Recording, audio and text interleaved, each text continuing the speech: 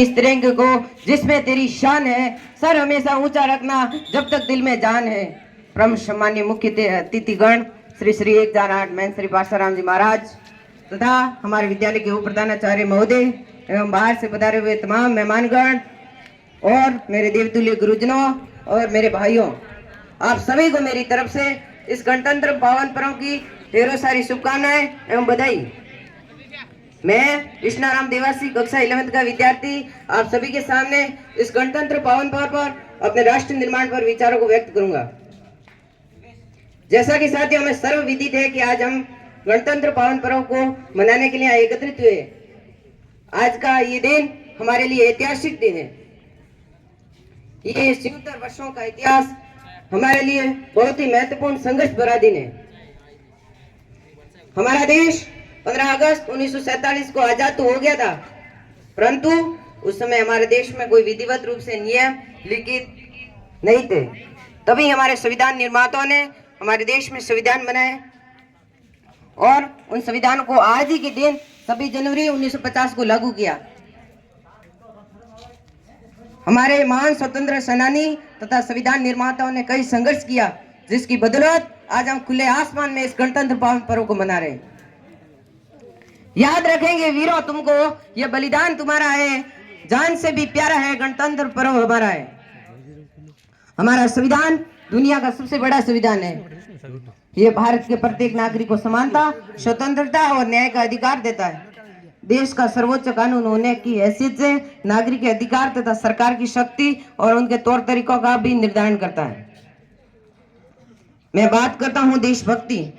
देशभक्त शब्द जब भी मेरे जहन के अंदर आता है तो मुझे सरहद पर खड़ा हुआ भारतीय जवान याद आ जाता है, जो कहीं सियासन की तपती हुई रेत में तो कहीं सियासन की ठंडी सर्दियों में अपनी ड्यूटी निभा रहा होता है। वो इसलिए तैनात है कि मेरे भारत देश सुरक्षित है, मेरे भारत देश के लोग सुरक्षित है।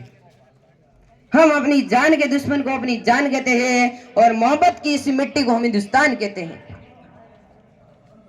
जो कानों में सुनाई दे उसे कहते हैं खामोशी और जो आंखों में दिखाई दे उसे कहते हैं तूफान।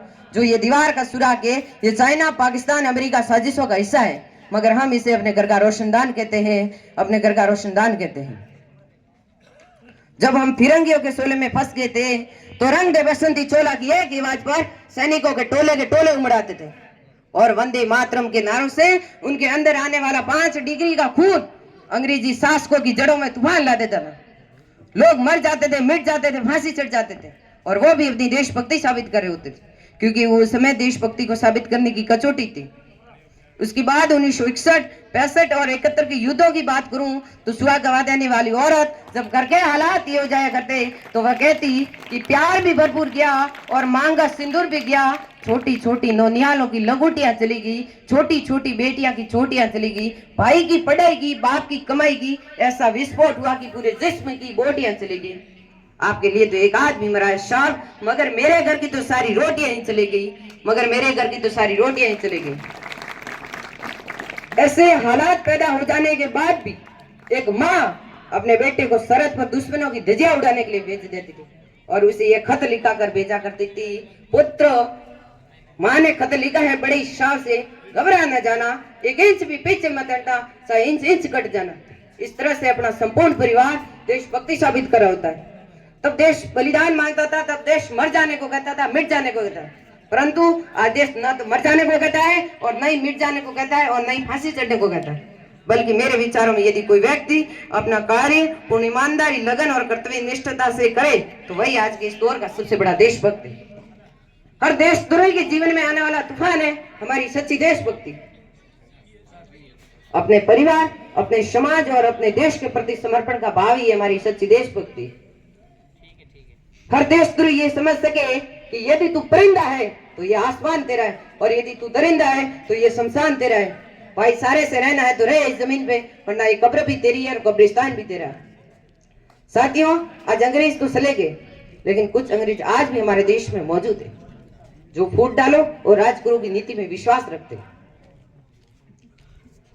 और अपनी राजनीतिक रोटियां को सेकने के लिए हमारी भारतीय गणतंत्र लोगों के बीच में धर्म के नाम पर और जाति के नाम पर लड़ाते नजर आते हैं। उनके लिए मैं यही कहूंगा कि खूब बहती है अमन की गंगा बहने दो, बहती है अमन की गंगा बहने दो, मत बांटो हमको लाल हरे रंगों में, मेरे छत पर तो एक तिरंगा ही रहने दो, मेरे छत पर तो एक तिरंगा ही रहने दो। आज हमारे देश में भ्रष्टाचार ने इस प्रकार फैला रखे हैं कि ऑफिस में पड़ी पड़ी फाइलें सड़ जाती है मगर उस पर कोई कार्य नहीं होता, और जैसे ही उसके पास नोटों का बंडल पहुंचता है तो सारे के सारे काम हो जाते हैं। अंत में मैं यही कहूंगा कि हम भारत के लोग एकजुट होकर साथ मिलकर कार्य करेंगे तो हम विश्व स्तर पर अपने भारत की एक अलग पहचान बना पाएंगे। भारत की अनेकता में एकता है, भारत की अखंडता और एकता ही भारत को एक दिन विश्व गुरु बनाएगी। सिर्फ सरकारें बदल जाने से ही राष्ट्र का निर्माण नहीं होता, मात्र सरकारें बदल जाने से राष्ट्र का निर्माण नहीं होता। राष्ट्र का निर्माण तो तब होता है जब हम और आप बदलते हैं, राष्ट्र का निर्माण तो तब होता है जब हम और आप बदलते हैं। मजदूर को मजदूरी समझिए मजबूर नहीं, मजदूर को मजदूरी समझिए मजबूर नहीं, गरीब को काम दीजिए दान नहीं, और यदि दान लेने के भी इच्छुक है तो जीते जी दीजिए रक्तदान और मरने के बाद अंगदान। भारत माता की वंदे। धन्यवाद। बहुत ही ओजस्वी भाषण था विस्ताराम क्लास 11वीं का। ये तुलसी, ये मेरा, ये रसकाम की मिट्टी है, ये गांधी भगत सिंह आजाद बोस के बलिदान की मिट्टी है, गूंजती है सदाए अमन चैन की, यही मेरे प्यारे हिंदुस्तान की मिट्टी है, यही मेरे प्यारे हिंदुस्तान की मिट्टी है। कार्यक्रम की अगली कड़ी में मेवाड़ी रत्न